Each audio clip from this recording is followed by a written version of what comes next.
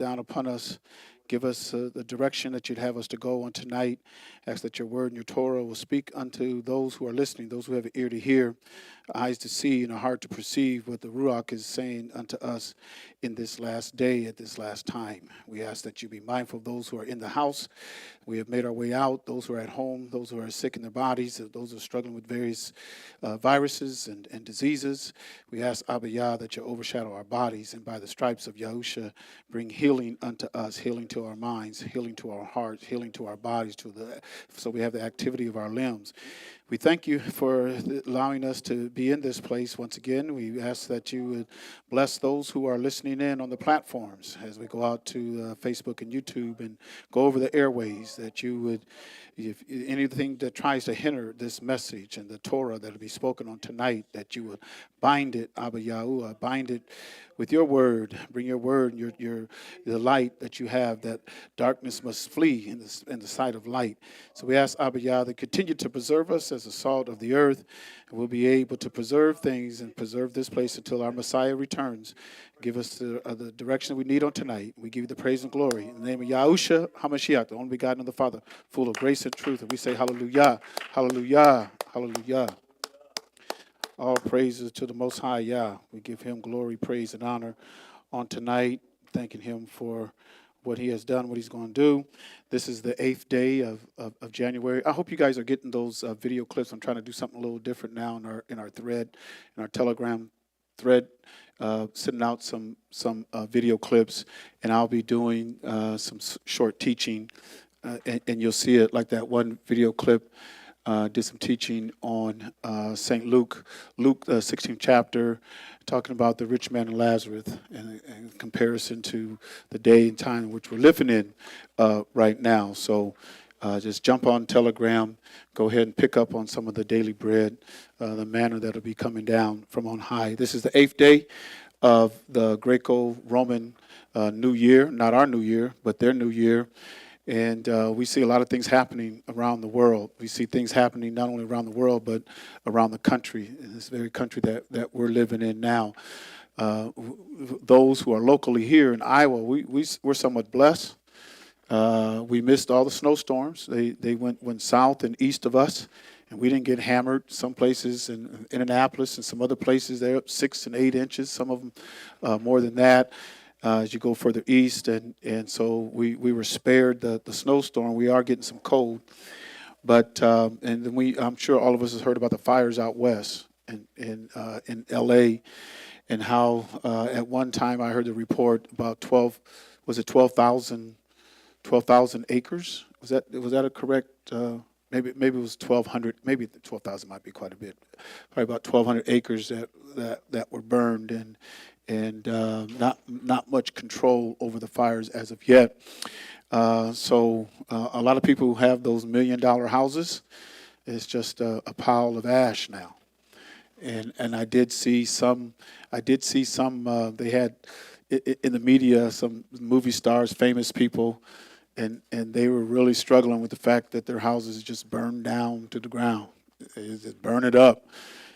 And so we kind of missed that. We're grateful. We're thankful unto the Most High Yah, and we haven't suffered that kind of loss. And so all praises to him. And then also what's going on around the world and the change of government. We're getting ready to go through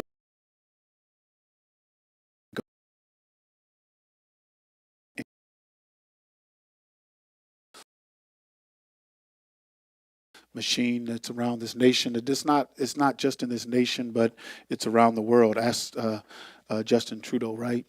And then the president of Mexico. There's a lot of things going back and forth with our president and the prime minister in Canada and the president in Mexico. But there's a lot of conflict that's going on around the world as we prepare for the return of our Messiah. I mean, there's wars that just spreading out all over.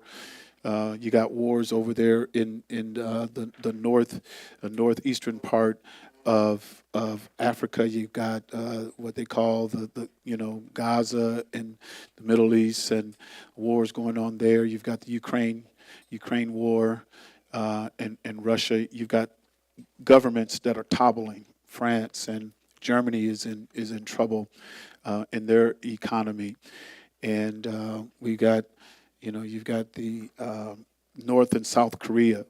In South Korea, for about 6 hours, they went into martial law, and so you got North and South Korea, the conflict there, and also you got Taiwan and China. China says Taiwan, that's a part of their state. That's their, it's not, and they're disputing, and it's going to lead to a greater conflict because the United States of America just sent so many arms over to Taiwan. They approved I don't know how many billions of dollars worth of arms to Taiwan, and China is saying you need to stop doing that. You can't keep arming Taiwan.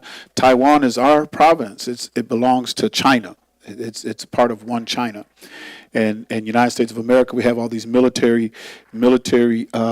facilities, especially over there in South Korea and Taiwan. And why are you saying all that? Because this is about to jump off. It is about to jump off, and our lives are going to change. This economy. I was listening to some economists and I listen to Squawk Box, and I try to follow the news when it comes to finances and everything. And more than one has stated that the New York Stock Exchange is on a big bubble. It's just a big bubble, and it's getting bigger and bigger. And the two that I listened to said that it's going to crash. They just don't know when. They said the bubble is going to burst. They just don't know when. And when that bubble bursts, because the ones who are really invested into that market are the top, they said about maybe 40% of America actually invest in the New York Stock Exchange, but the ones who are heavily invested in it is a very small percentage. You're talking about 10 to 12% heavily invested in the market, and they're the ones that's causing the market to balloon and to balloon because they've got money to put in it. People like you and I, we don't have money to put into the New York Stock Exchange, so whether the bubble bursts or what, it ain't going to impact us because we're not on the line. But these are some of the things that are going on, and if that does happen, your life is going to change. Your life is going to change, and we've kind of been conditioned to where we can, we got a bed of ease. We got everything we want. When we want to go to McDonald's, we go to McDonald's. Give me a bag of fries. When we want to, I'm hungry. You go in the kitchen, you open up the refrigerator, and you got food. And you just, let's whip something up real quick. And you whip it up, put it on the stove, put it on the table. And some of us live in neighborhoods, we don't hear sirens just all the time. Just constantly, the sirens going off. But our lives are going to change. They're going to change, and the sooner that we realize it and we prepare ourselves. Because one thing you'll hear me say tonight, I might as well just go ahead and say it anyway. But the thought that we're going to be out of here and no tribulation, no nothing is going to happen to us because we're going to be gone. That is a misinformation. That's misinformation.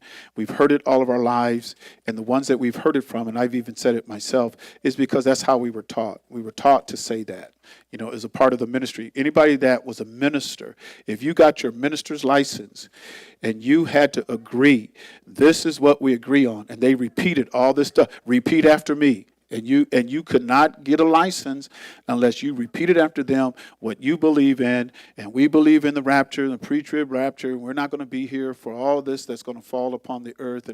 And there's no scripture that will support that argument. Oh, the Thessalonians does. No, you don't understand what Shaul was saying. Anybody that takes Shaul's writings without the understanding of Torah. If you try to teach his writings and interpret Paul's writings without the Torah, without the Hebrew sacred scriptures, the Hebrew canon scriptures, if you teach Shaul without that, then you're going to wrestle yourself into destruction. And it says that it says that in 2 Peter chapter 3 and verse number 16, as also in all his epistles, speaking in them of things in which are some things hard to be understood. Now this is Kepha talking about Shaul. talking about Shaul, in all of Shaul's epistles, speaking in them of things in which are some things hard to be understood. Now, if it's hard for Kepha to understand what Shaul is saying, when Kepha walked with Yahusha, Kepha was the one that Yahusha gave the keys to. It was Kepha that was the lead of the disciples. He was the spokesman. Kepha would fire off things off the top of his head without even thinking about it, and that was his nature. And so he's saying, hey, there's some things that Shaul is writing. These things are hard to be understood. So if Kepha, who knew Yahusha, was a part of his ministry, and they would, do you know, they would listen to him, every word he would say. We get an example of that, right? With Mary and Martha, when Mary would sit at the feet and would not miss a word that Yahusha spoke. That's how the disciples were. They sat at his feet. They listened to every single word. These were men also who knew the Torah and the Tanakh. They knew the teachings of Moses, and they knew the prophets, as well as Shaul. But Kepha saying here, in which some things are hard to be understood, which they that are unlearned and unstable. Anybody that's unlearned in Torah and unstable in Torah, they're going to wrestle Shaul's teachings, as they do the other scriptures, unto their own destruction. Anybody that teaches Shaul's writings without Moses and the prophets are wrestling with his teachings to their own destructions. And so that's how they do, because they'll tell you, I don't need nothing else. All I need is Thessalonians, what Shaul says in Thessalonians.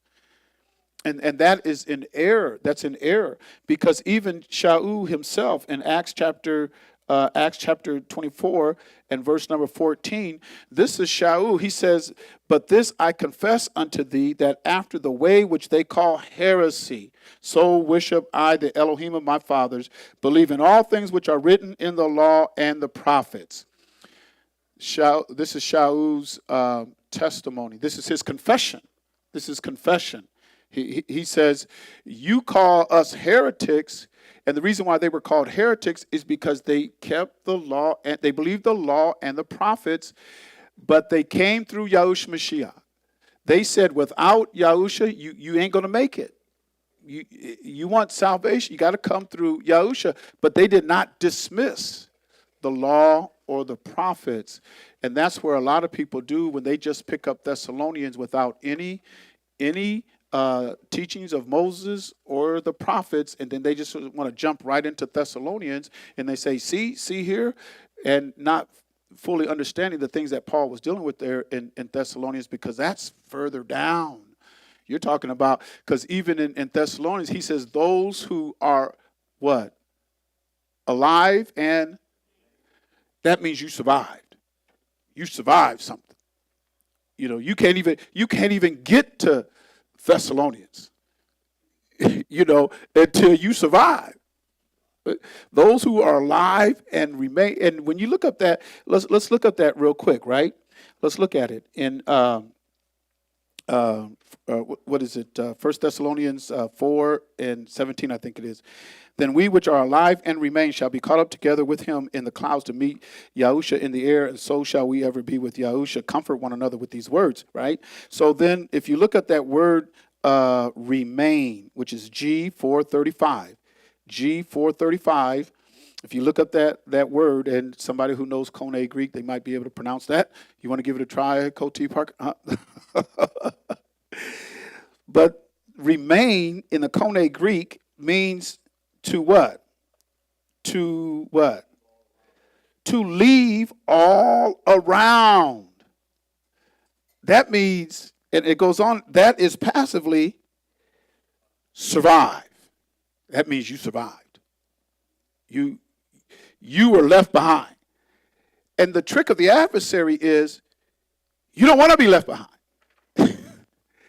And what he was teaching here is if you survive and you remain, those are the ones that he is selecting that's going to be a part of his bride, that's going to be able to, that he's going to gather.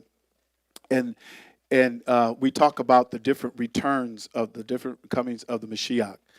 And really, we don't understand what we're saying a lot of times, or what we believe or what we affirm. Because if we say Yahusha rose from the dead, well, his first coming was when he came through Elohim. He said he sent forth his son, made of a woman, right? Made under the law. That was his first coming. Then he died, the resurrection, right? And we say he went up into the Shamayim. And after Most High Yah, his Abba, accepted him, then he came back. Well, that would be his second return.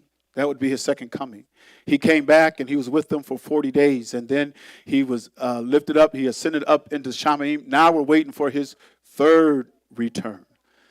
See, we don't look at it in that. We don't dice it up like that, because we don't believe when he offered himself up, that wasn't an ascension. That was, what do you call it? If it's not an ascension, and then he came back for 40 days, what do you call that? Well, let's just look past that. Just believe me. Just believe me. He did it, and we're waiting for his second coming. Right? I mean, you just have to accept it. There's some things that they've taught. Hey, you just got to accept it without dicing it up. Wait a minute. If he ascended after his resurrection and then he returned for 40, that was his second coming. So we should be waiting for his third coming. No, second coming. Well, he already came. No, it'd be the third coming. No, second. Well, didn't he go up? Yeah, but that didn't count. That doesn't count. I mean, we do stuff like, that's because they force us to believe certain things. And then they say, if you don't believe that, you ain't saved. Well, wait a minute, time out. I mean, hey, you got to explain this to me. Because, see, for a lot of us, there was no question. You couldn't ask questions. You believe what I have to say. If you don't believe what I say, then you ain't going to heaven. You're going to hell. Just because I don't believe what you say, I mean, give me help me here, because none of us want to go to hell. I don't think nobody wants to go to hell. But we ought to know what sends us to hell. Just because I might not fully understand everything that my teacher is feeding me, I just don't understand it. I got love for the brother, love for the sister, whatever. I just don't understand everything. Yes. Oh, yeah. Yeah. After they heard Shaul teach, they said, shalom, bruh, shalom. Went home and got the scriptures, opened up and started searching to see if what Shaul was teaching was true.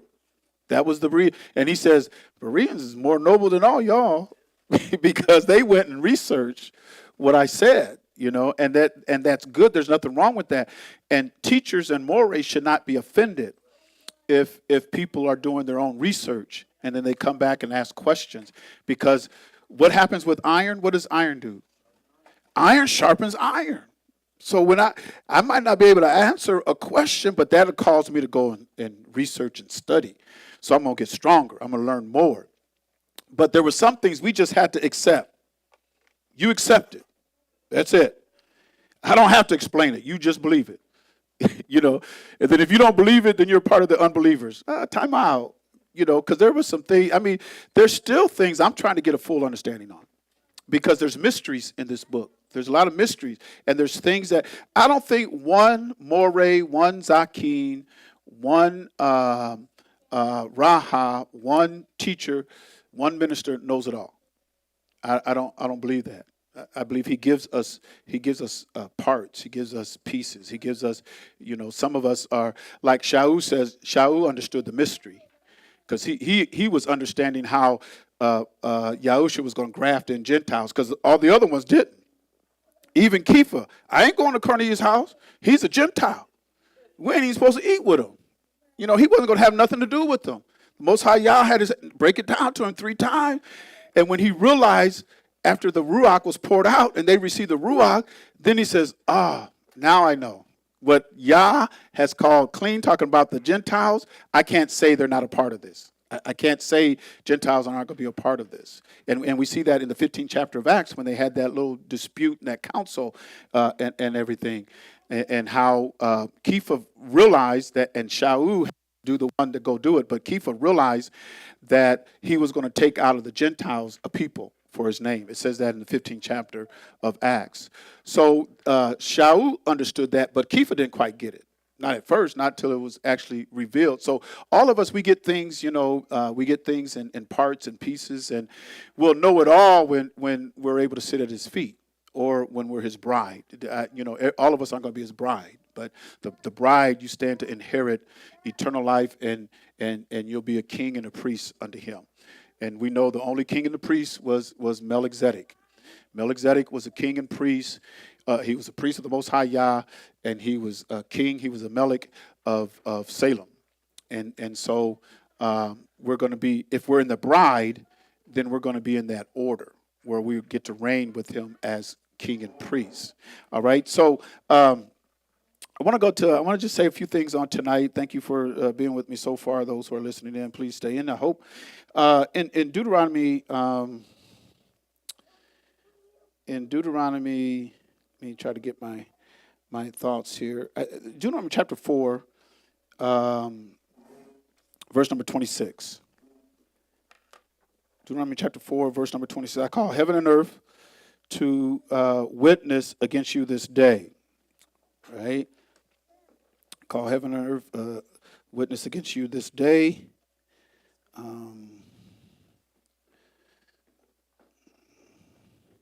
Excuse me, I just want to, this way I can see if there's any.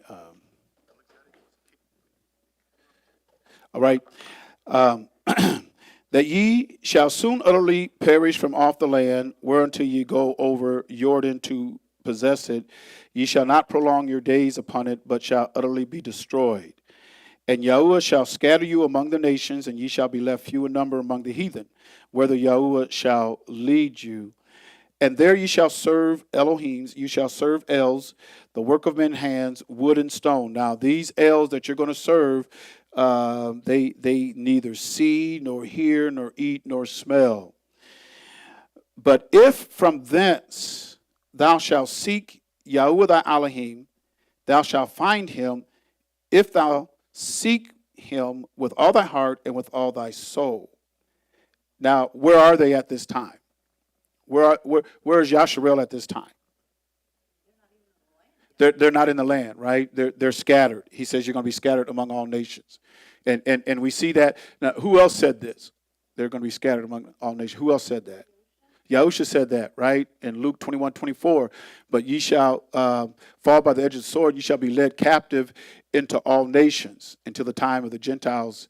And the Gentiles are going to trod under Jerusalem till the time of the Gentiles be fulfilled. And so even in his day, Yahusha quoted some of the prophecy in Moses and the prophecy of Jeremiah. In Jeremiah, the 13th chapter, and then he kind of quoted what Moses said. So while you're in this land, he says, if you seek me, so who are we seeking? The Most High Yah. We're seeking the Most High Yah. Remember, Shaul says, the way of heresy, that you call us heretics, I worship the Elohim, right? So I worship the Elohim, right? And we know who the Elohim is, El Elyon, El Shaddai, Most High Yah, Yahuwah.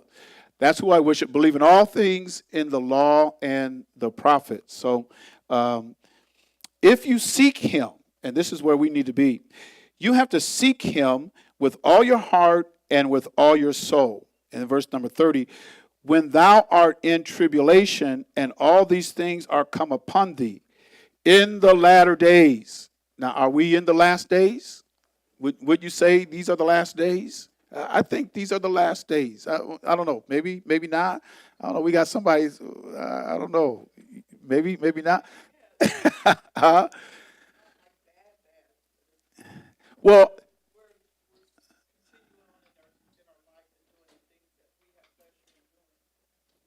some of us, most of us, some of us, but I mean, we're kind of insulated around here. You can go to other parts of this country, and it's, yeah.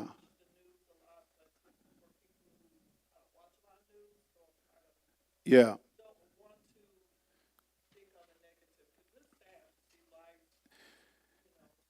Yeah. I mean, they don't really show us what's going on in Gaza. I mean, if you could really see what they've gone through the last 2 years, I mean, the devastation. I mean, there's just rubble. They said that there's bodies they haven't even recovered because they don't even give them time to go into all that rubble and try to dig and try to get bodies out. They know people are buried in there, but they just can't go get them. Yes.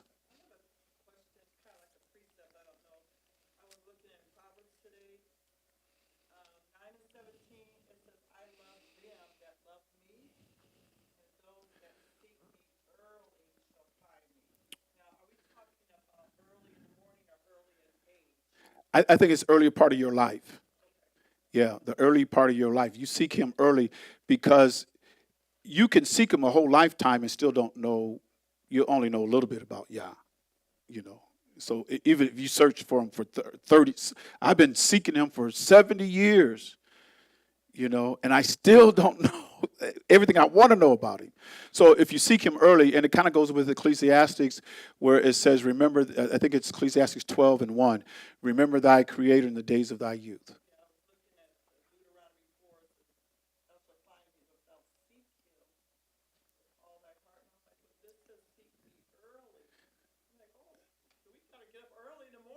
Yeah, and that, I mean, you know, I like to pray at 5 in the morning. My alarm goes off at 5 in the morning, you know, and I used to get on my knees every morning, but now my knees swell.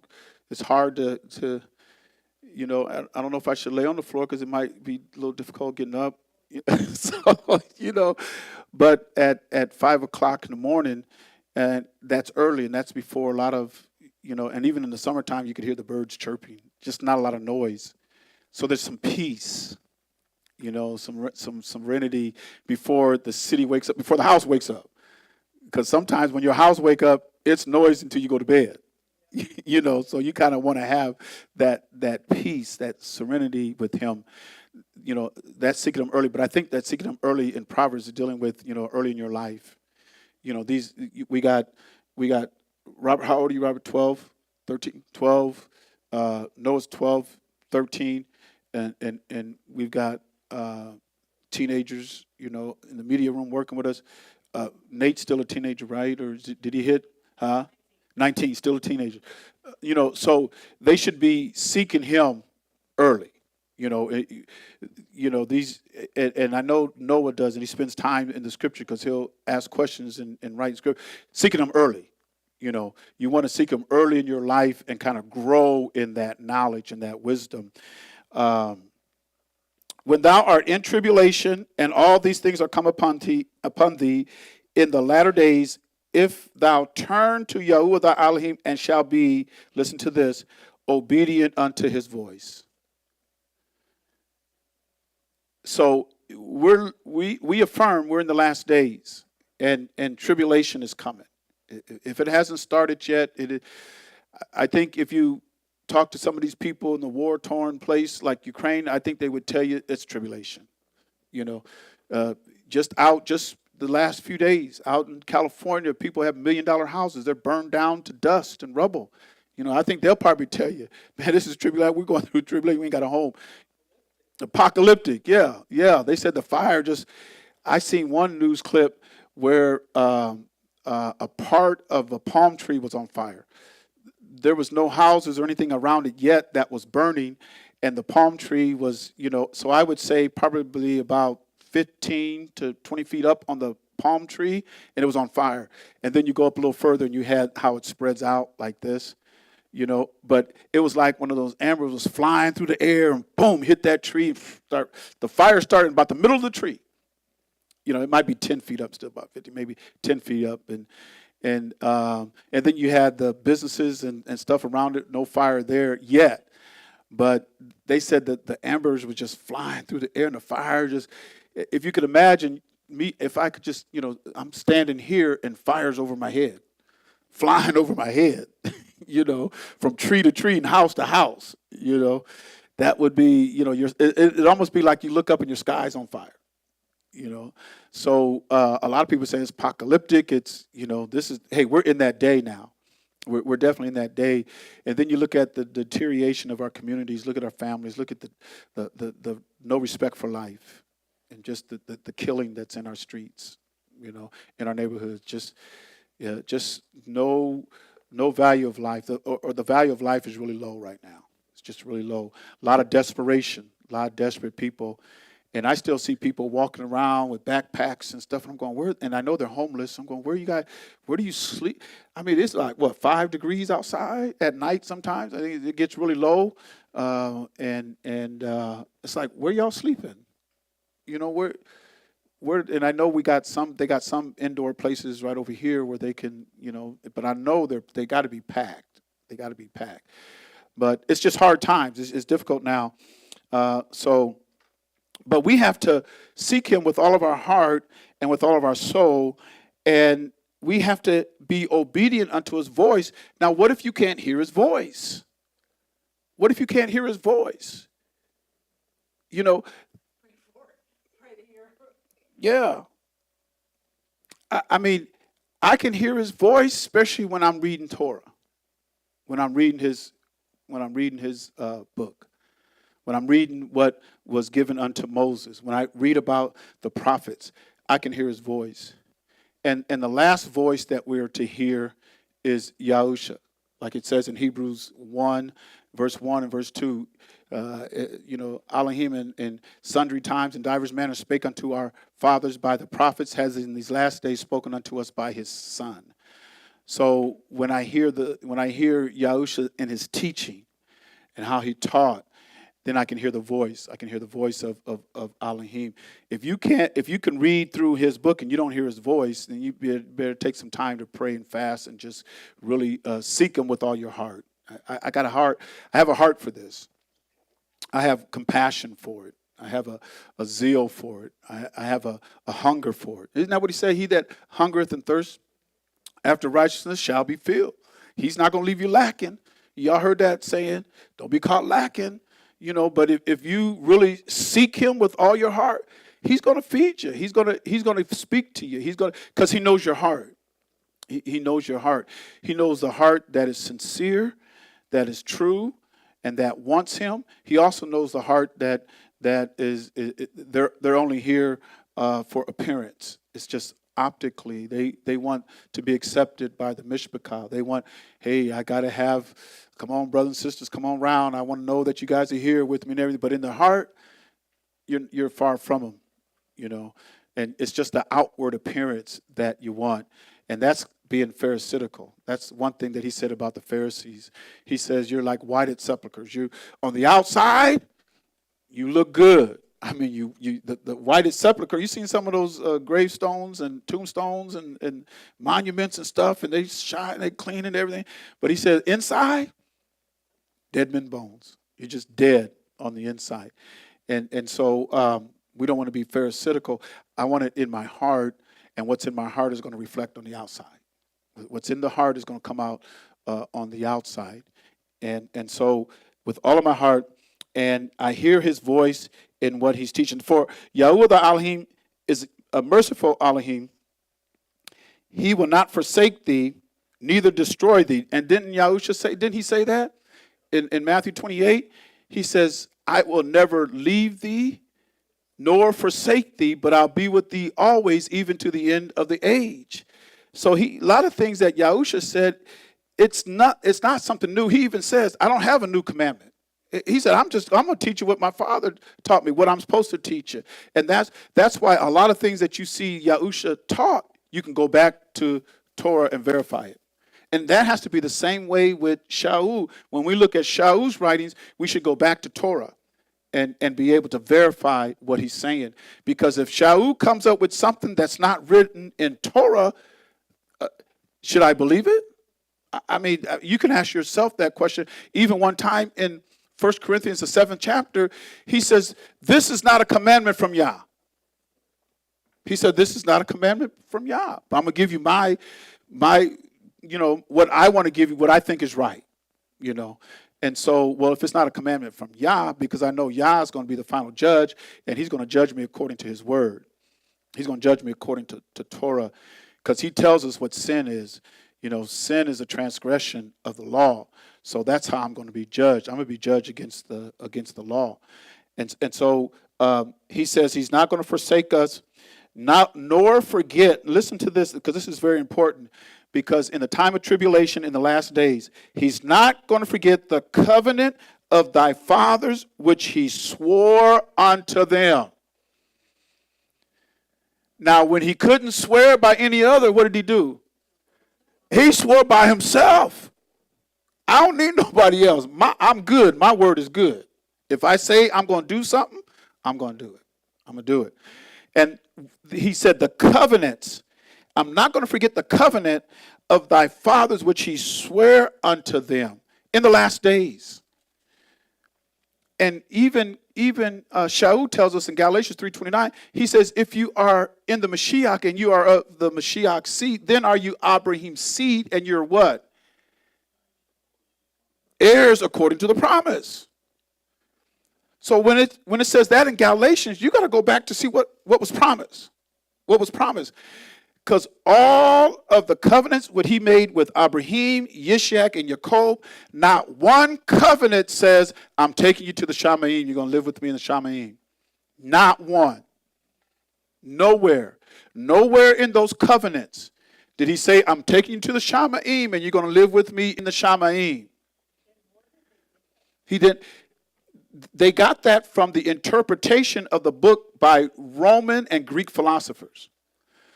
Those post-apostolic fathers, some of them wrote in the first century, some of them wrote in the second, third, and fourth and they call them the post-apostolic fathers, and that's what Christianity is built on, the post-apostolic fathers. So what they did was they took Shaul's writings, the Greek manuscripts, and then they came up with all these doctrines.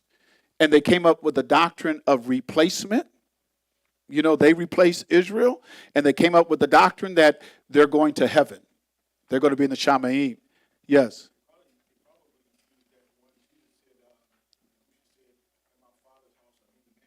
Right. He says, I go to prepare a place for you, that where I'm at, there you may be also. In my Abba's house is many mansions. If it were not so, I would have told you.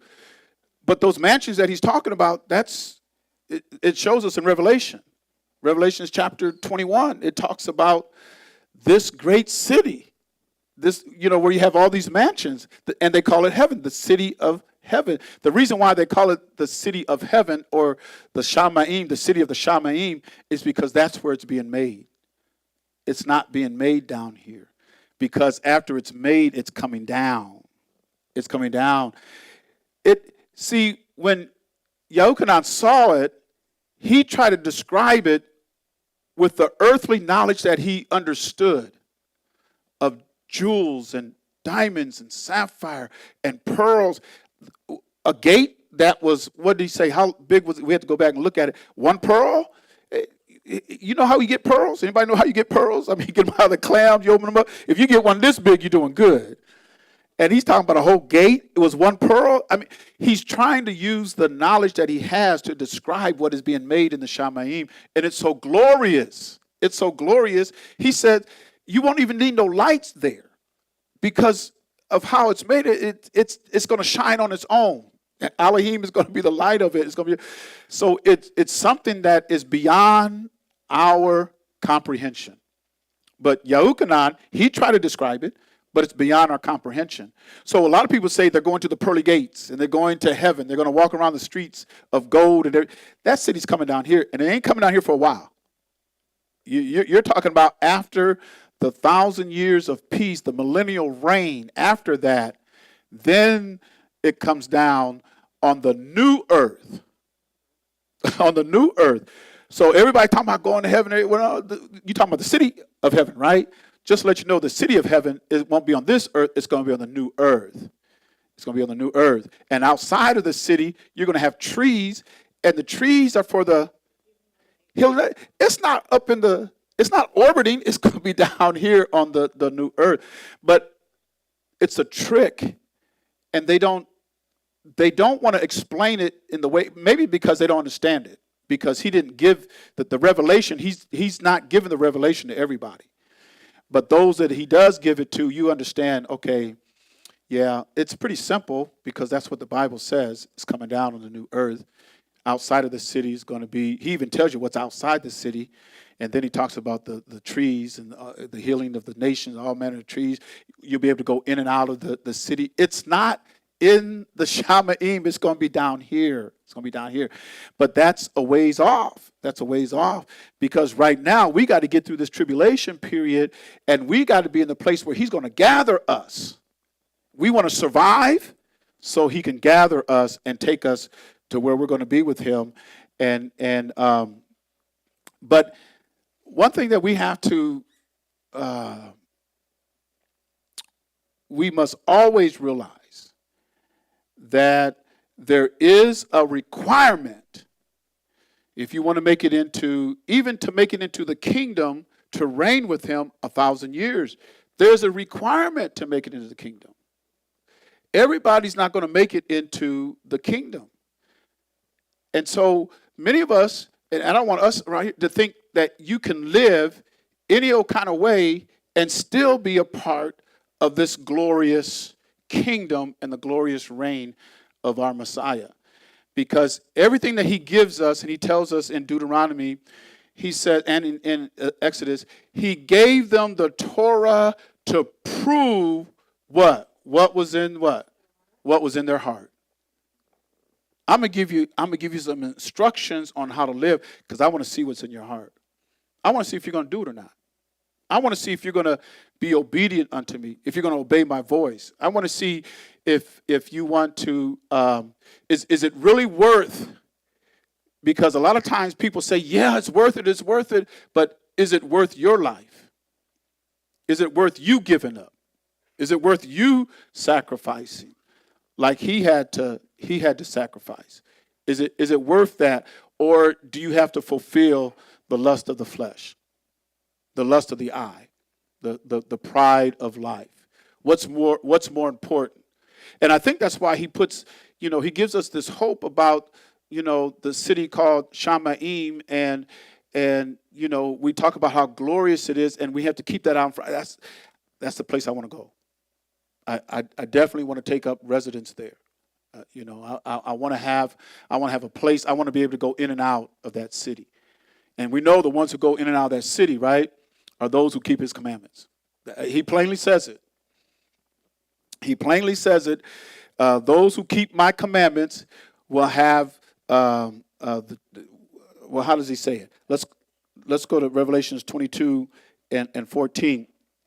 Blessed are they that do his commandments, that they may have right to the tree of life. And what is that? The right to the tree of life is?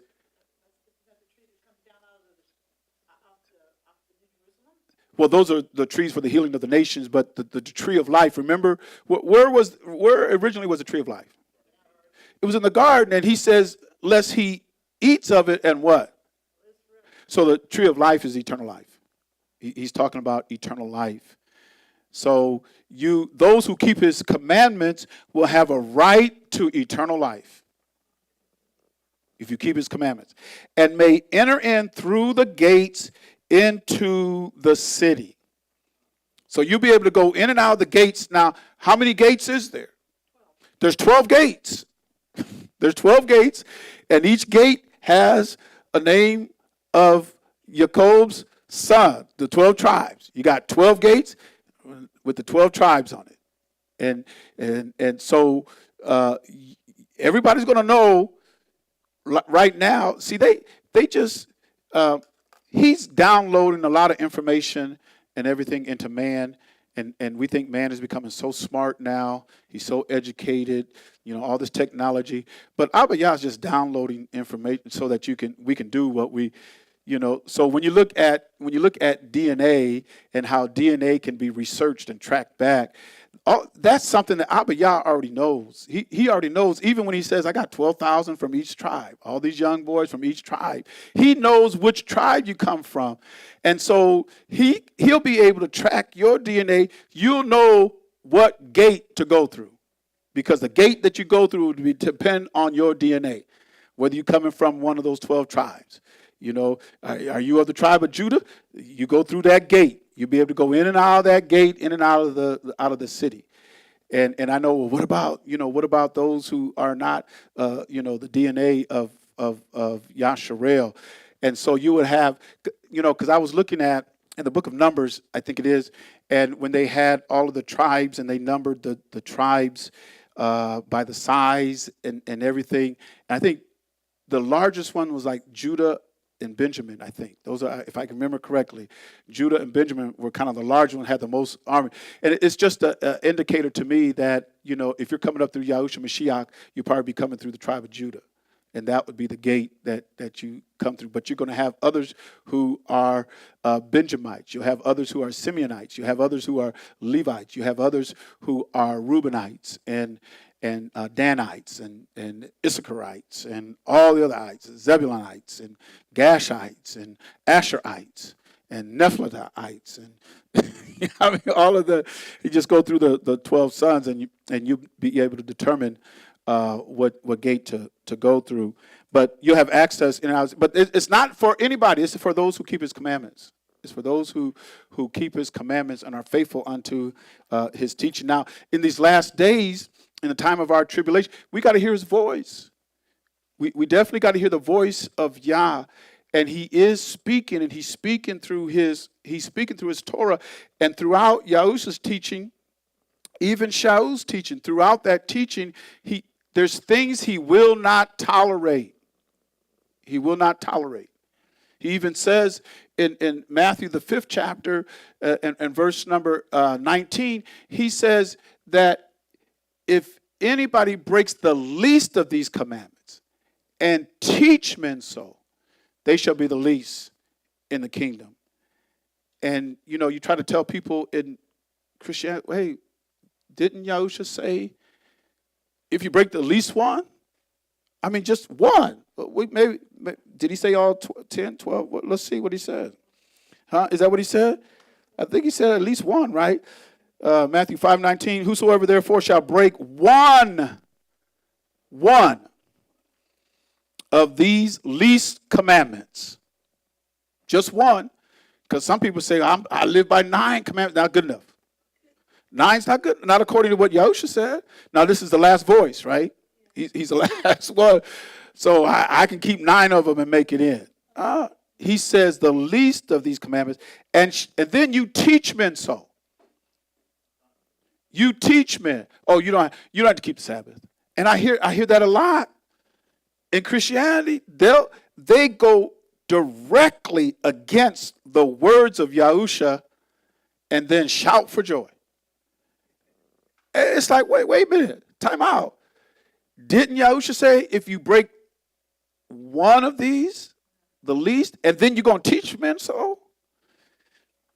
He shall be called the least in the kingdom of the Shamayim, but whosoever shall do and teach, the same shall be called great in the kingdom of the Shamayim. So those who are not only just, because you can teach it and not do it.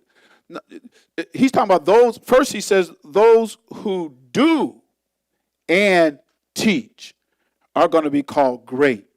So if you got men now who are guarding the commandments, I mean, we're guarding the commandments. Oh no, you got to keep the commandments. Oh, you don't have to keep the no, you got to keep these commandments. Got to keep them. He tells us to separate clean from unclean. Let's go to Ezekiel chapter 22. Let's see. Yeah, Ezekiel 22:26. Her priests have violated my law and have profaned my holy things. They have put no difference between the holy and profane. Neither have they showed difference between the unclean and the clean, and have hid their eyes from my Sabbaths, and I am profane among them. Because it is required of us to make a difference between holy and profane. It's required of us to make a difference between clean and unclean. And he says, when you don't do that, you're violating. There has to be a separation.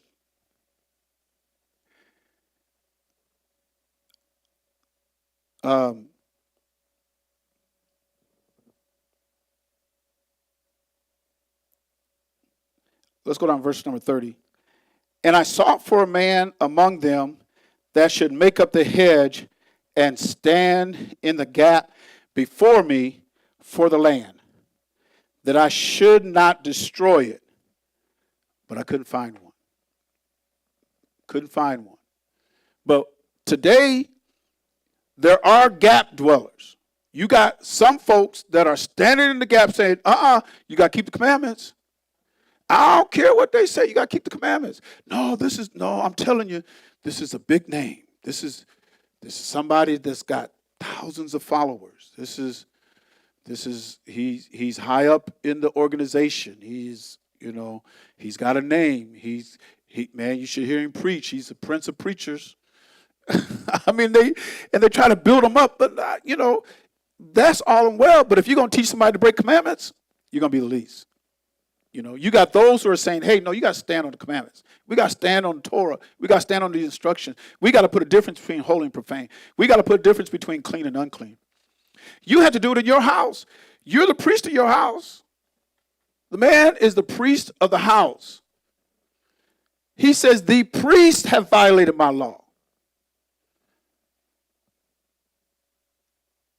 If I'm the priest in my house, everything don't go in my house. It don't go. There has to be, okay,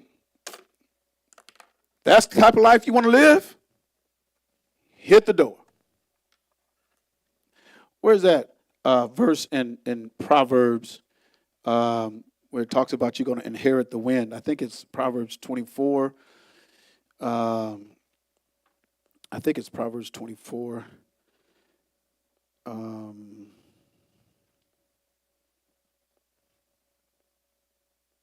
Because it talks about he that troubleth his own house, he's going to inherit the wind. That's not 24. He that troubleth his own house shall inherit the wind.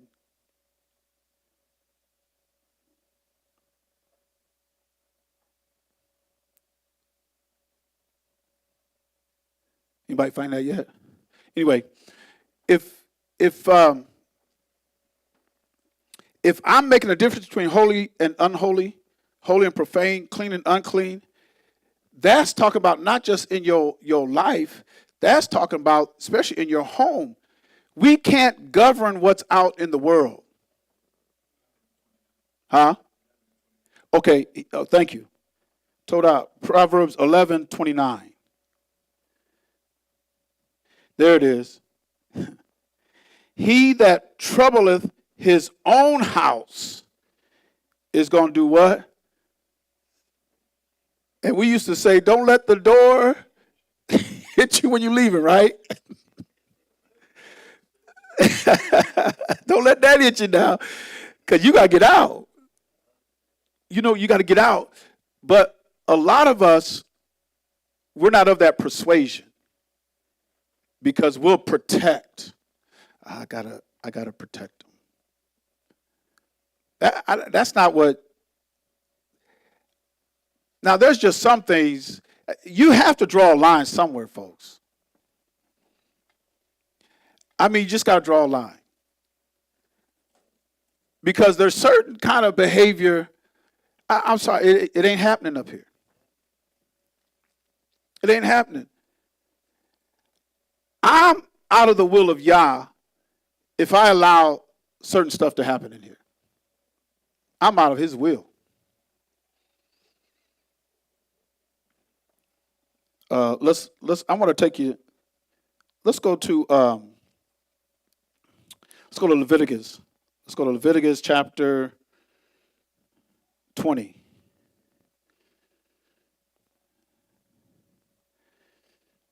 And Yahweh spake unto Musha, this is verse number 1, saying, again, thou shalt say to the children of Yasharel, whosoever he be of the children of Yasharel, or of the strangers that sojourn in Yasharel, that giveth any of his seed unto Molech, he shall surely be put to death.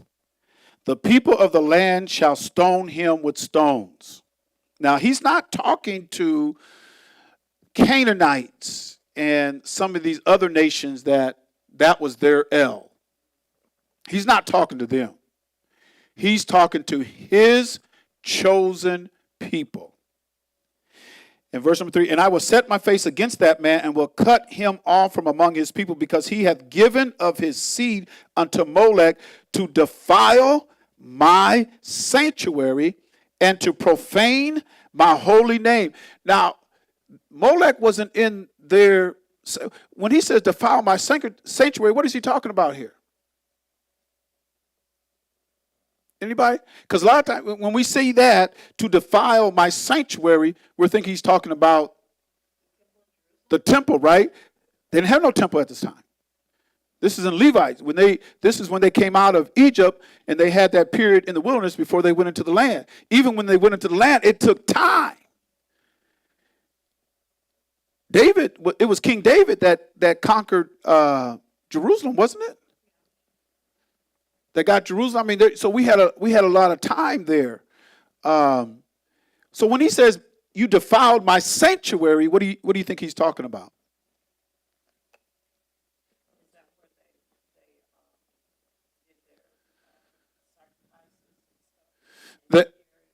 You in the wilderness they had the temple, the tabernacle, and it wasn't a very big place. It was a tabernacle. And that's where they would sacrifice. You had the holies of holies. He went in once a year and everything. But they were outside of mainly outside of the tabernacle. Anybody, can you think of his sanctuary? You defiled my sanctuary. His people. You defiled them collectively. The nation of Israel collectively was his sanctuary. That was his sanctuary.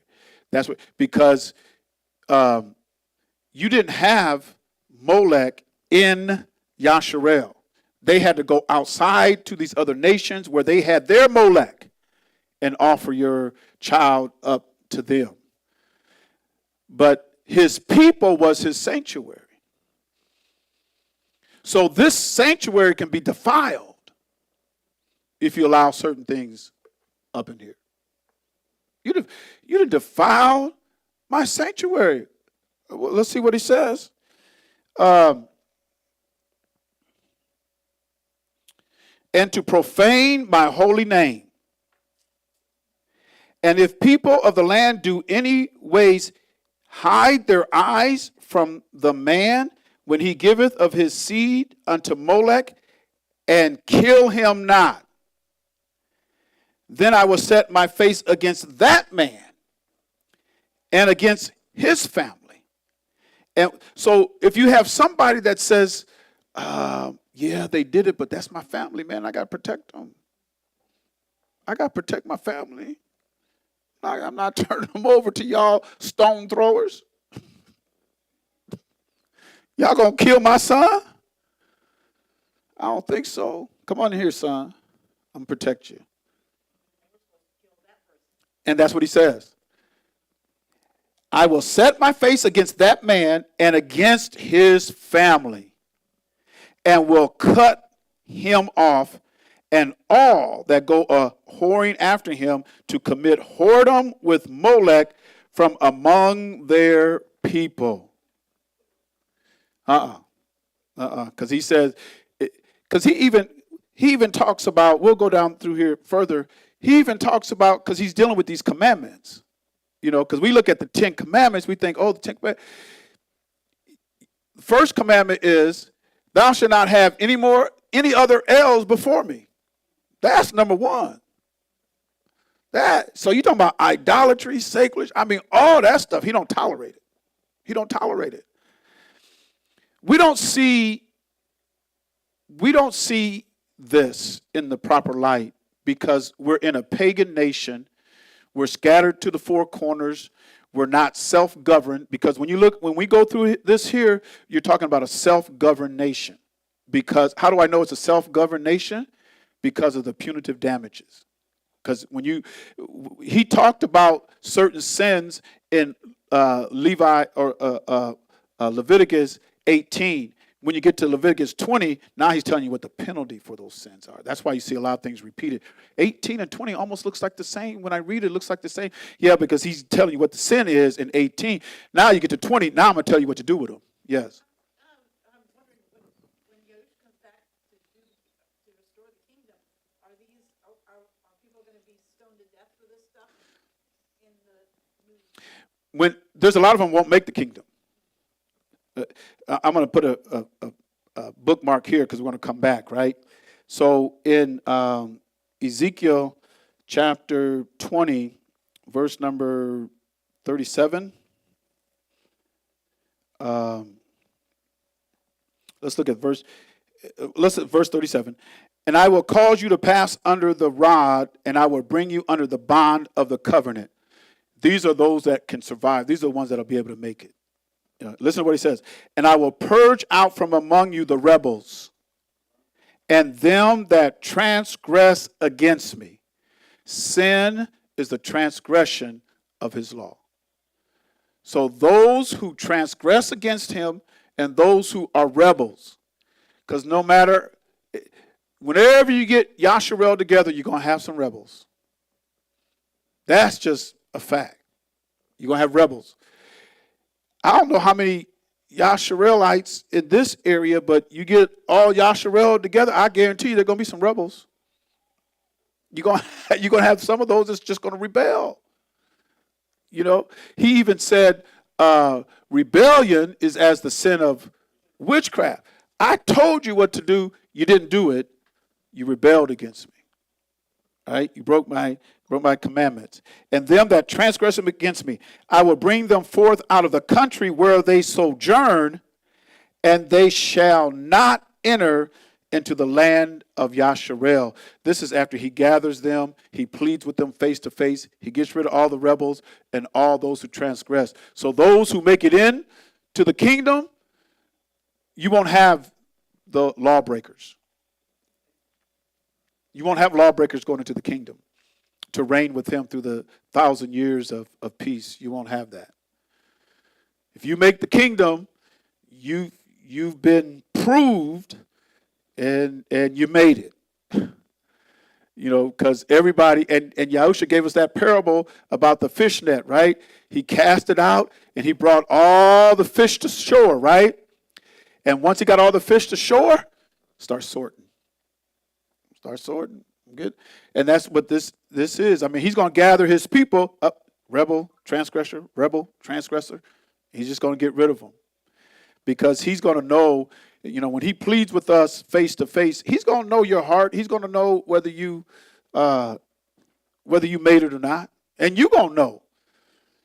Because only thing that will keep me from Yahusha reigning with him in his kingdom, the only thing that will keep me from that is sin.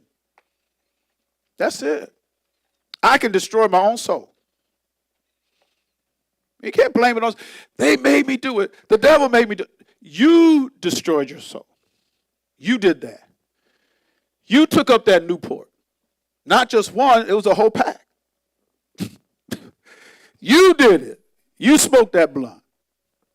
You was snorting. You was shooting up. You was laying with everybody. Anybody that passed by, here's it was. You did that. You can't blame it on nobody. I can't blame it on my spouse. I can't blame it on Coty. I can't blame it on her. I can't blame it on none of my kids. When he pleads with me face to face, it's one-on-one. Because he says you have to give an account. Shaul said that in Acts 17, verse 31. We all got an appointment. He says it in Romans 14 and verse number 10. He says it in 2 Corinthians 5 and verse 10. 3 times. Because you got to have a witness. You got to have, you can't just build off of one verse. You got to have other verses, other Torah, line upon line, precept upon precept. And he says in Deuteronomy that, you got to have another second or third witness. And then Yahusha talked about it. You got to have more than 2 or 3 witnesses. And then every word will be established. So you got to have some witnesses. So he tells us in 3 places, you got to give an account for yourself. And that's sinners. No, that's you. You got to give an account for yourself.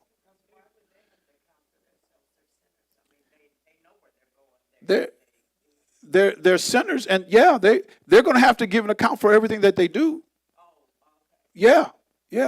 They still have to. Nobody's going to skip judgment. Nobody's going to skip judgment. Because he's going to deal with them face to face. He's going to be point blank. He'll be able to pull up everything they said. Yeah. Yeah. They want to confess all their sins before they take their last breath. I'm at the point of, I know I'm going to die. I got to tell you this, pastor. I got to tell you this, preacher. I got to let you know. I got to get this out. So they want to get that out because they know when I wake up, because there is a resurrection. When you wake up, you're going to see him. And you got to give an account for your actions. You got to give an account. Yahusha says every idle word is going to be brought back into judgment. And y'all know how hard it is for us to account for ourselves right now? Because we'll lie in a minute. Now, y'all be honest. Just be honest. Folks lie in a minute to protect themselves. I don't want to be honest. I'm going to lie. And the problem is, a lot of folks believe their lies. That's because you lie and you believe it.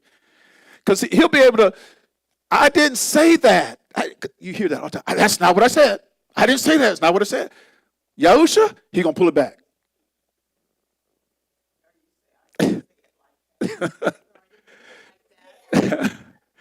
I mean, he said every idle word, that's his word, right? That's what he said. Every idle word is going to be brought back in judgment because he knows that we don't like to take accountability for ourselves. He knows that. And that, but he knows though, he says in Proverbs, I think it's 29:13, somewhere around, he says, he that confesseth and forsaketh, those are the ones that are going to have mercy. I'm going to deal with it. They'll experience my mercy, but you got some that can't take no accountability. And you got to give an account for that. Got to give an account for that. Back in Leviticus 20, we were on verse number 6. The soul that turneth after such as have familiar spirits and after wizards to go a whoring after them, I will even set my face against that soul and will cut him off from among his people. Familiar spirits, wizards, you want to get into all this magical stuff?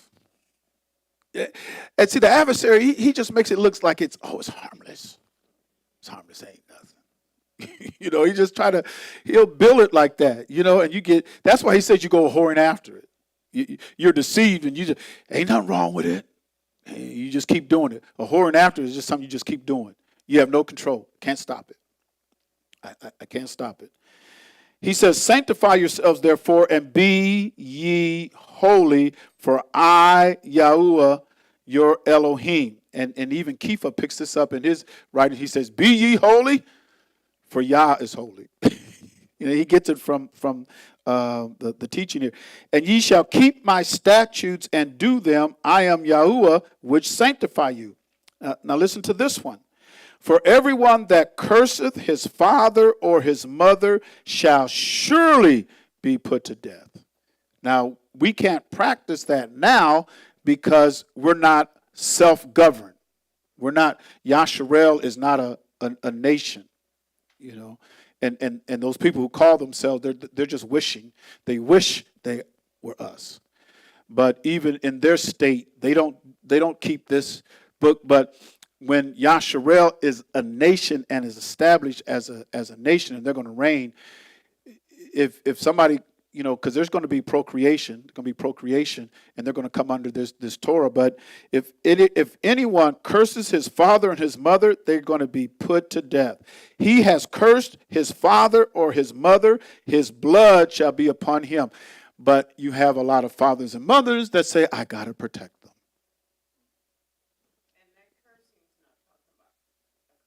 Not a cuss word. No, no. The cursing is, well, I mean, you can, let's look it up. It's, it, yeah, it's not a cuss word. So let's look at curseth. That's H7043,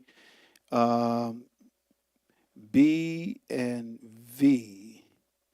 B and V. So I'm going to go down here to B and then look up there. Something light in weight or stature, but let's look at V. To be swift or cursed. Curse, swift, light, vile, despise, abate, ease, slight. You could lie on your parents, and that could cause you to lose out. Despise them. I wish I wasn't in this family. I don't like my dad. I don't like my mom. They was just too strict.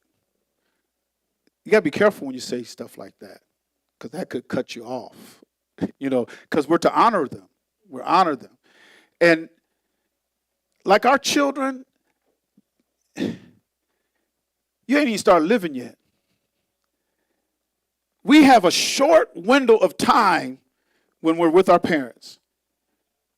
And in this nation, this culture, they say 18, then you can leave the house and everything like that. You're an adult at the age of 18, 20 or 21. But even if it's 18, even 20, if you live 70 years, you only had to submit and be obedient to them for 20 years out of 70. That's not a long time. But as children, we can't really see that. We think, man, it's forever. I've been living in this house forever. You're only 13, But that's how they see it in their mindset and their how they look at things. Man, it's just so long. Because I used to think, man, I can't wait till I get 18. Man, life is just dragging, man. Come on, speed up. But once I got in the 20s, especially got through 20s, oh man, slow down. Because they start coming so fast. It's like, man, I want my 20s back, And where we at now, oh man, it's almost like a blink. Happy birthday. What are you talking about? I just had one, right? It just goes by so fast. But we're to honor our father and our mother, and it's not a long time. But I know as children they don't see it like that, and so we just have to keep reiterating. It's not going to be a long time. Like that deacon told me. He says, I was 12. He said, you're going to be 18. You're going to be able to make your own decisions and do your own thing. You just want to make sure you do the right thing. In more or less words, that's what he was saying. He was just letting me know.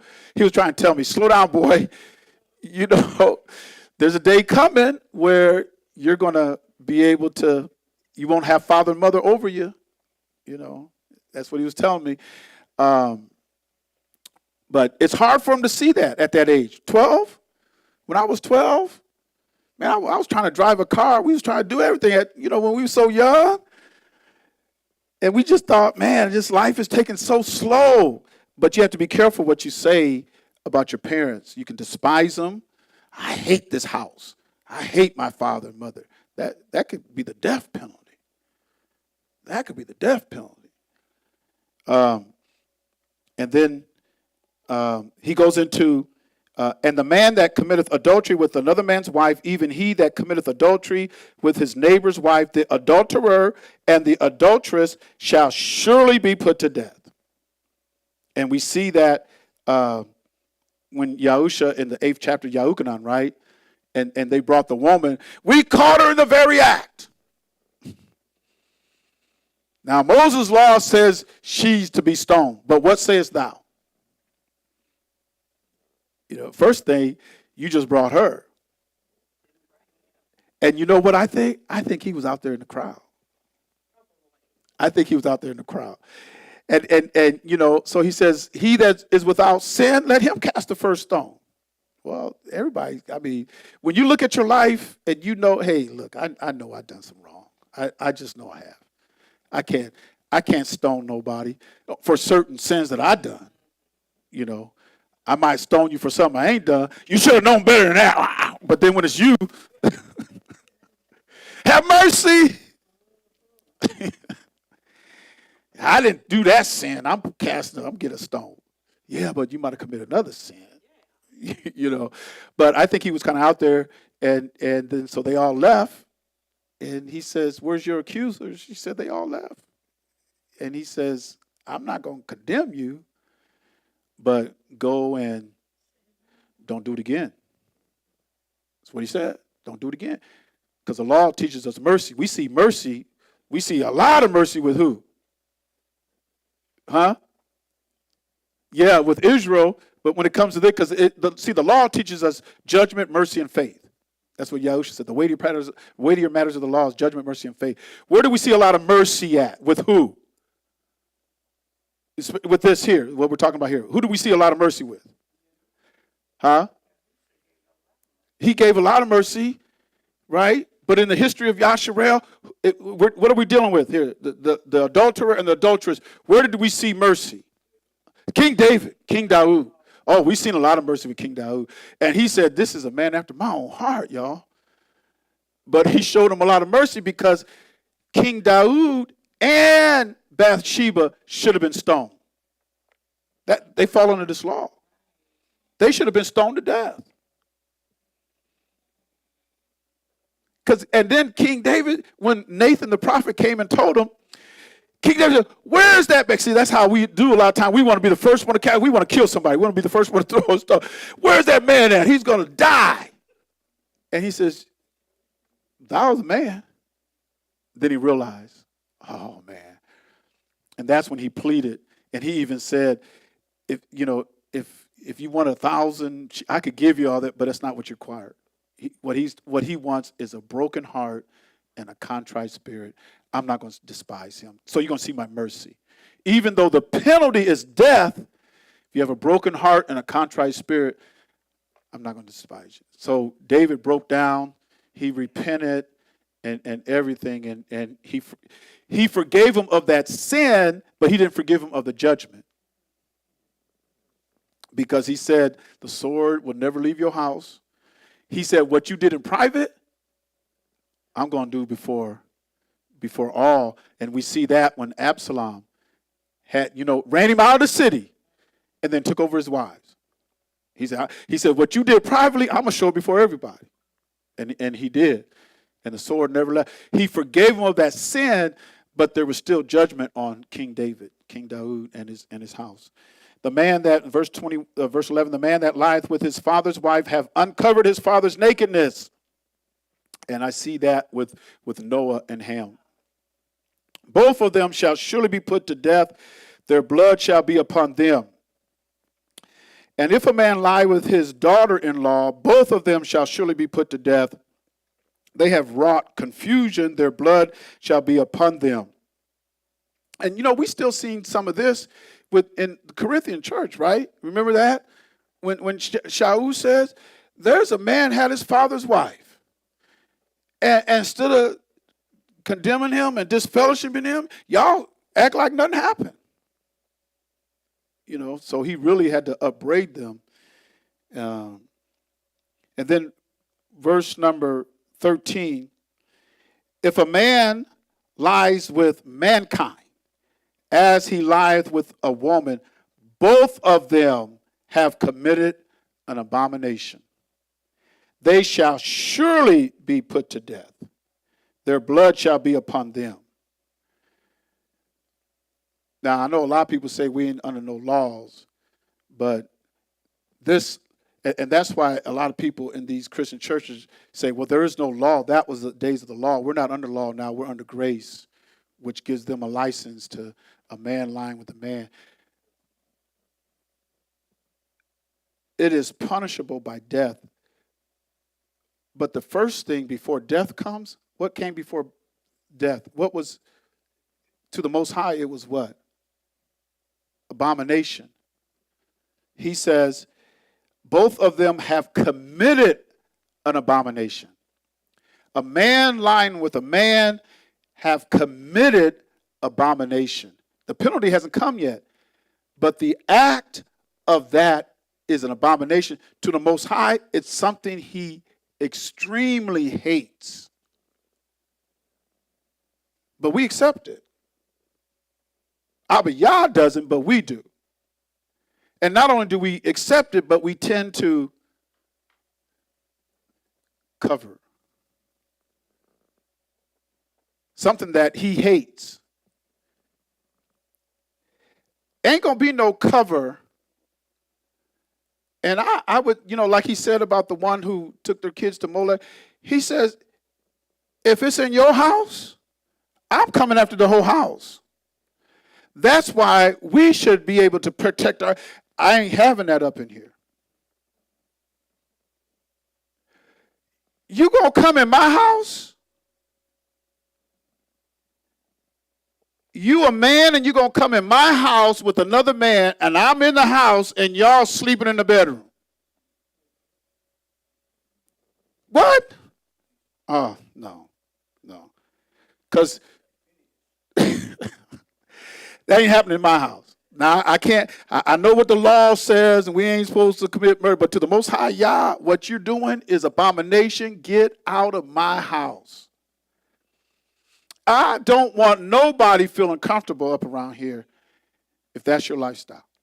Got to get out. Got to get out. I ain't going to protect it. You know how wicked this world is? They want our children to look at that like that's okay. There's nothing wrong with them. And even some of our teenagers and our young adults, well, what's wrong with it? I mean, I wouldn't do it. I'm not going to do it, but if that's what they want to do, that's on them. That's because our society has planted the seeds in our children to where when they become adults, because when we was growing up, we wasn't having that. That's why they said a lot of folks was in the closet, because they knew, man, if these folks knew what I was, man, they would kill me, because that's how it used to be. But now it's like, oh, no, you can't, you got to accept them. Did y'all hear about those two men that had adopted children? They were the gay community and stuff. Y'all didn't see it? It was in the news. They had their boys, but anyway, the services, they had to go in and arrest them in jail because I think they had two boys that they were turning into their type of lifestyle, these little boys. And not only were they turning them into that type of lifestyle that they were in, they was putting it on video. They was, and everything like that. One of the arresting officers or whoever went over there said that, their heart just dropped. They said they've never seen anything like, because see, people who are of that community, our government, our culture is saying, it's okay for them to have kids. It's okay. You can't. In fact, by me talking about it now, because I've already had a strike. Y'all know I had a strike on this channel. But they would try to shut you down. But you can come after this assembly, but that stuff ain't allowed here. I'm sorry. We ain't going to have it. We ain't going to have it.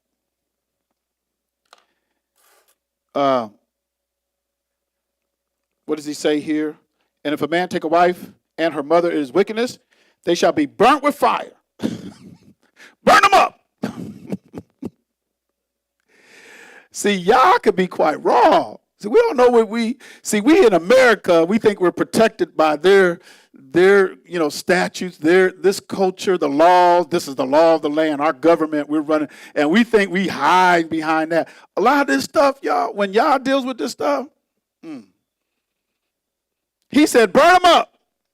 Even with a witch, don't suffer a witch to live. Burn them up. So you know where the final place of fire is going to be. So when he's telling us this is the damages for that act or that sin, he's got a place where, he's going to burn it up. He's going to burn it up. That's why he tells y'all, burn them. Both he and they, that there be no wickedness among you. Because he doesn't want, if you let that stuff in, what's going to happen? It spread. It'll spread. You might have one homosexual. Next thing you know, 2. Y'all hear, it was Bishop Brazier in Chicago, and they said Bishop Brazier got tough. He put out all the homosexuals, about 1,500 of them he put out. Remember that a few years back when he was alive and stuff? Y'all know where Brazier's church is, right? In Chicago? Yeah. Because he would have 2 services on Sunday. He had so many people. So we did got 1,500, but that wasn't a lot to him. I mean, when you got, 5,000, 6,000 or more, in your assembly. But 1,500? That's a lot. It's like, my goodness. How many of them were in his choir? Oh, well, yeah, they're all, they all over. But he says, because it defiles his sanctuary. When you let that stuff in, you've defiled my whole sanctuary. He says, I want my sanctuary to be clean. He wants to have some people where he can come and sit down in.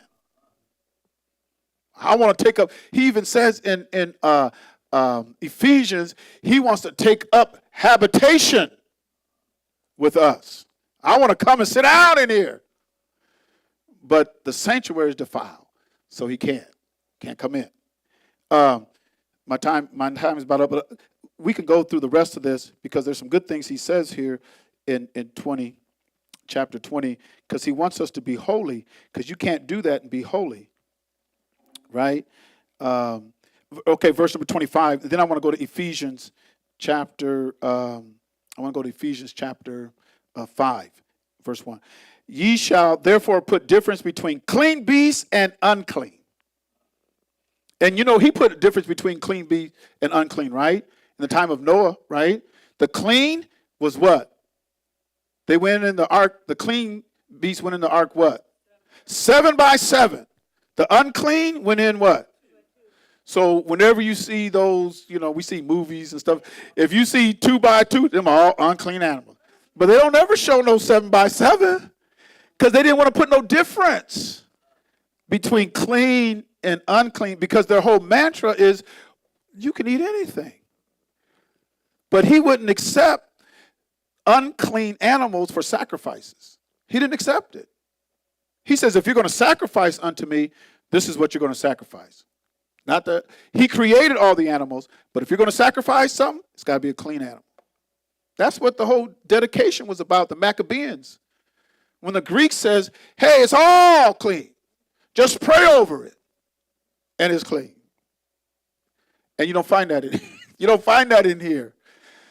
And so they wanted to put up a swine on the altar. Maccabee says, no, not over our dead body. And they fought the Greeks and they won. And that's what the whole dedication is about. And Yahusha was in the temple, Solomon's porch, in the time of dedication. And it says he was walking. So that walking means he was in the midst of them. He was a part of it. I mean, so he understood what dedication was about. He understood it, and he took part in it.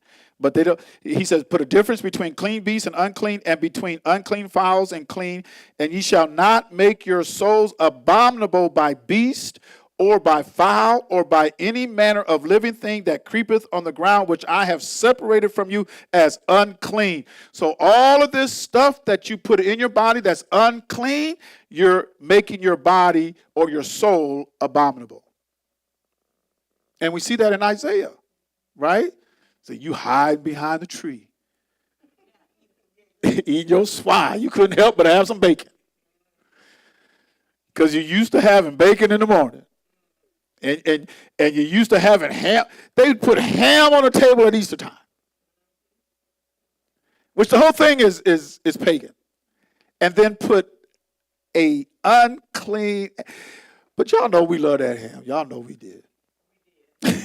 We did. You put some of those, what do you stick those cloves in there? Man, you stick some cloves in there, you put that, oh man, we tore up some we tore up some hell.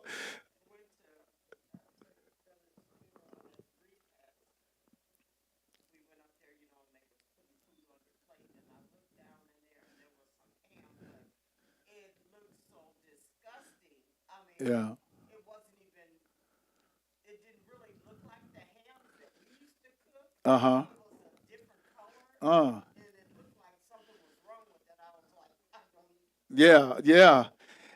You know what they say about swine meat? If you just put it out there and put it on the table, you'll start to see it turn green, all that toxic stuff, because their skin doesn't have pores to allow it to release. So it stays in there. All that toxic stuff stays in there. You set that ham on there, it'll start turning colors on you. All that toxic stuff starts coming out, right? Yeah. And we used to tear it up. Now, I'm going to confess, I had chitlins once. I'm going to confess. I tasted them because it was our cousins in Chicago. It was around the holiday, and they fried up some chitlins. And I tell you, it stinks up the place. You have to open up the windows. What didn't y'all have? You ain't had no chitlins? I had them. Yeah, we had. I did one. I tried it once. You never had it? I tried it once. I ain't never ate it again, but I did once.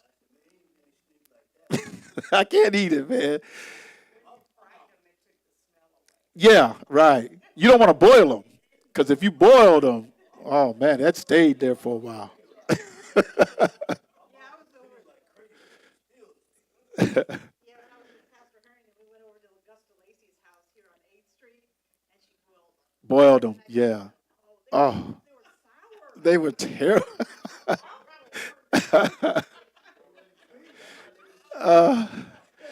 Man, that's terrible. I mean, it's bad. So what we did was we made our bodies abominable. That's what we did, And everybody that does it, you're putting abomination in your body. But he gonna get you. He said, "You hide behind that. You think you hiding? I'm gonna get you." The hard part, my husband and I was talking about food that they serve in a restaurant.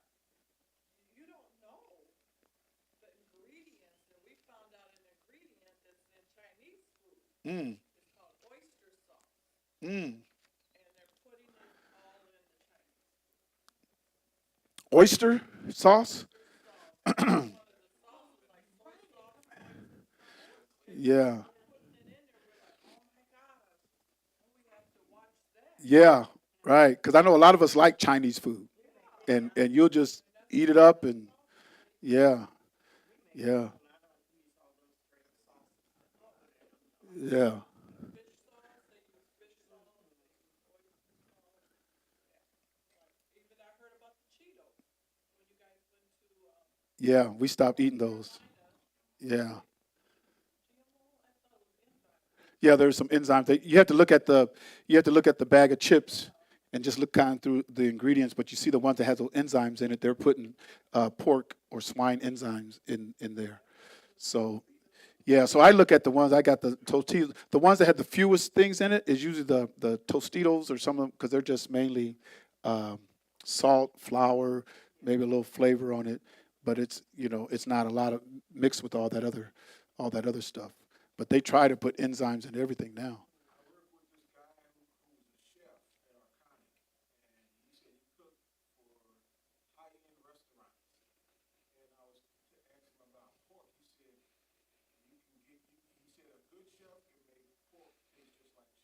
Mm.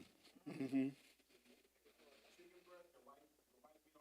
Yeah, just like chicken. You think you eating chicken? Yeah, yeah,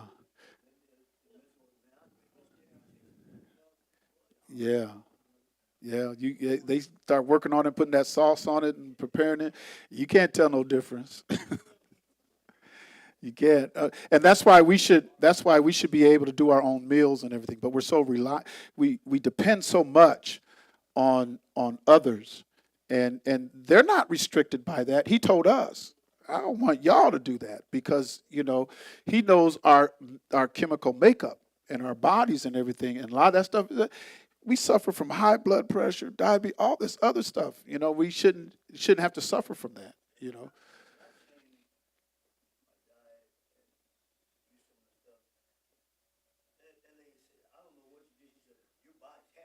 Yeah, yeah. I know it. Because I heard that too, because my doctor said, whatever you're doing, just keep doing it. He says, like, you come in here once a year for your physical and everything. I check you out and everything, and your blood, all your vitals, and, the only thing I'm doing is my body's aging. But he said, whatever you're doing, he knows me. So he said, you still on that diet, and that's just how I eat, just how I eat. But he says, yeah, whatever you're doing, just keep doing it, because your body will accept it, and you'll feel better, and you'll live longer. And ye shall be holy unto me, for I am Yahuwah. For I, Yahuwah, am holy, and I have severed you from other people that ye should be mine. So he severed us from other people. Now, before I close, I want to go to Ephesians 5 and 1. Be ye therefore followers of Elohim as dear children. So if you're doing things that is against his Torah, against his instruction, do you think you're a dear child? Probably not a dear child. Those of us who have children, I don't know how many of them are dear children, because a dear child will always do what's right. They'll follow their father and mother. They'll be obedient unto, because all of our children at some time or another are going to get on our nerves. They're going to do something wrong. But if we're a dear child, even when you do wrong, you'll repent. You'll change. You'll do. I know I did wrong, Dad, Father, but I repent. I'm not going to do that again. Those are dear children. Like King Daud, he was somebody after his own heart, because he would repent. It's not that he was perfect, because King Daud was not perfect, but he would repent, and he loved. And because we're getting into Psalms 119, right, and we're doing the alphabet. When you see what King Daud, how he broke that down, because Yahusha is Aleph to the Tav. So when you go through Psalms 119, as we do all the 22 letters, I mean, you're looking at Yahusha. That's his DNA. That's Yahusha's DNA. That's in Psalms 119, because he's the Aleph and the Tav. He's the beginning and the end. But a dear child is somebody that will keep his commandment and walk in love, as Mashiach also have loved us and have given himself for us, an offering and a sacrifice to Yahuwah for a sweet smelling savor, right? But fornication and all uncleanness, and here's that uncleanness again, fornication and uncleanness, or covetousness, let it be named among you a few times, as becometh saints. That's not what it says. Let it not be once named among you as becometh saints. So some people haven't become yet. Because if these are things that is a part of you and your lifestyle, you haven't become yet. You haven't become a dear child. You're not dear unto him because of the sins and the setbacks and the things that you're doing. He wants us to be dear unto him. If you're dear unto him, these things won't be named among you. Even of this assembly. If we're dear unto him, this stuff, it's not going to be, hey, what kind of sin y'all got in your camp? Hey, none of that stuff is up here. Unless they're stealth with it. But then, what does it say in Torah? Be sure it's going to find you out sooner or later. It's going to catch up with you. Man, I thought that brother was good, man. He was walking out. You can't get away from Torah. You can't get away from those instructions, man, because he says, be sure your sins are going to find you out. That's why if you, hey, I'm dealing with this, pray with me. I got to make it through. I'm dealing with something. I want to get over this. I ain't perfect yet. I want to be perfect. But I gotta get through this. I'm repenting. I'm turning. That's better than hiding it. Because it says in Psalms 29, I think it's 13, whoso confesses sin shall have no. Yeah, let's look at that real quick. Proverbs 29. I'm sorry, I'm taking so long. I'm going to finish up here. Is that 29:13? No, it's not 29:13. I thought it was 29:13, but it's not. But whosoever confesseth and forsaketh shall have mercy, but he that hideth, where's that? Is it, maybe I got it back. Maybe it's 13, is it 13:29? Maybe I got it back. No, it's not. It's not. Oh, it's 28. Maybe it's 28. There it is, 28:13. I was off one chapter. 28:13. Proverbs 28:13. He that covereth his sin shall not prosper. He that covers his sin shall not prosper. But whoso confesseth and forsaketh, they shall have mercy. So sometimes we're just working through things. I got to work through this. I got to get over this. That's better than covering it and not dealing with it. Because if we want to be the becometh, those who have become, I haven't become yet. I haven't arrived yet.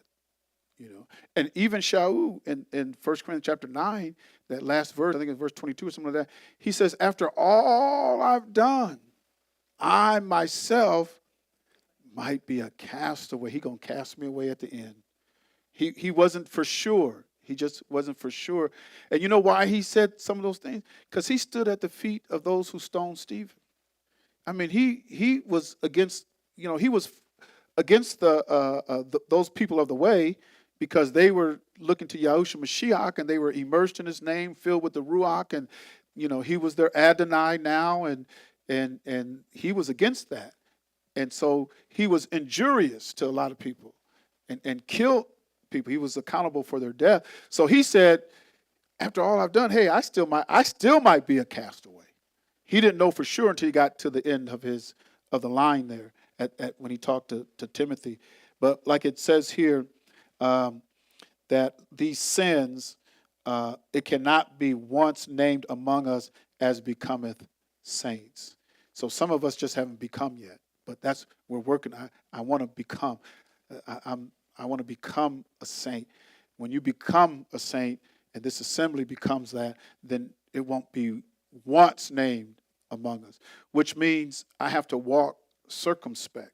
I have to, I'm checking myself all the time, because I want to become, I want to be that dear child. I want to be like a dear child unto him. Like King Daud said, like he said of King Daud, this is a man after my own heart. As bad as he was, because there was times where King Daud was a gangster now. He was just a downright gangster. But he said, he's somebody after my own heart.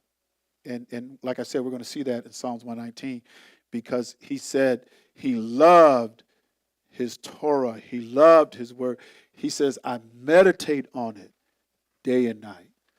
And that's when you become a dear child, because, I got to think about his Torah all the time. I got to think about his instructions. I'm checking my life. I want to make sure I'm living in his instruction, because I want to become a saint. I want to be one of those that's going to be able to eat of the tree of life and have the eternal life.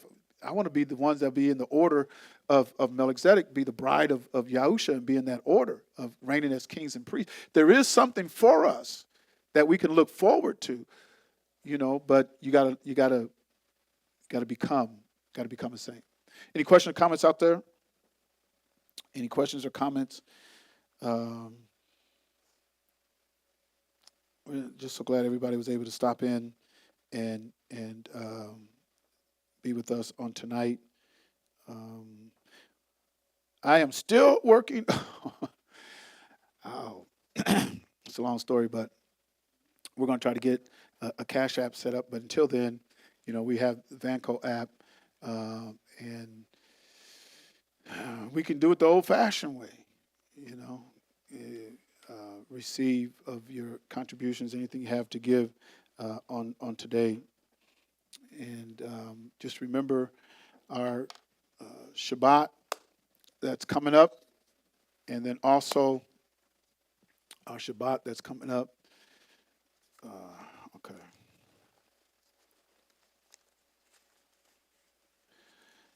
And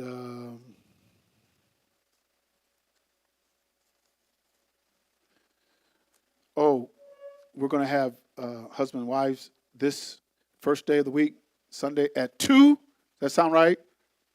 We'll try it at 2 right here. And I'll try not to be long-winded because I know there's 3 playoff games on Sunday. I know there's 3 of them. And I might even be kind of looking at one myself. So, but we won't be long-winded. But husbands and wives, and then we'll be meeting with others. Look for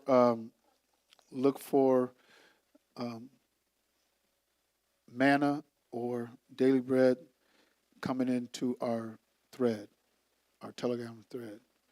Did everybody just click on that link real quick? Just click on it. You was able to see it. Is everybody able to do that? Nobody looked at it. Don't tell me y'all didn't, huh?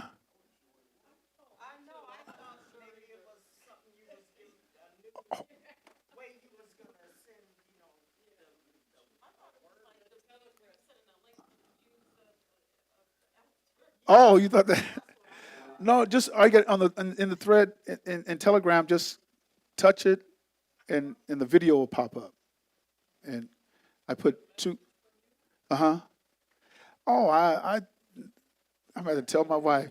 I put that out there, did I? And nobody watched it.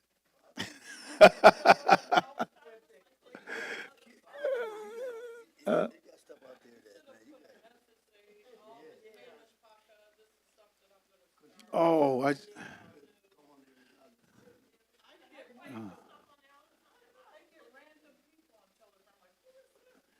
yeah, but that's just in our thread though. Oh.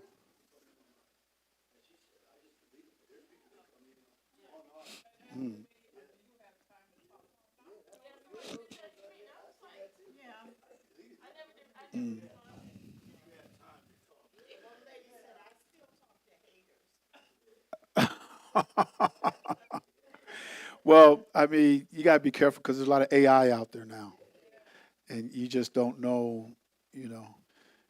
And those who are tuning in, what was that commercial years ago? Is it live or is it Memorex? Is this live or is this AI?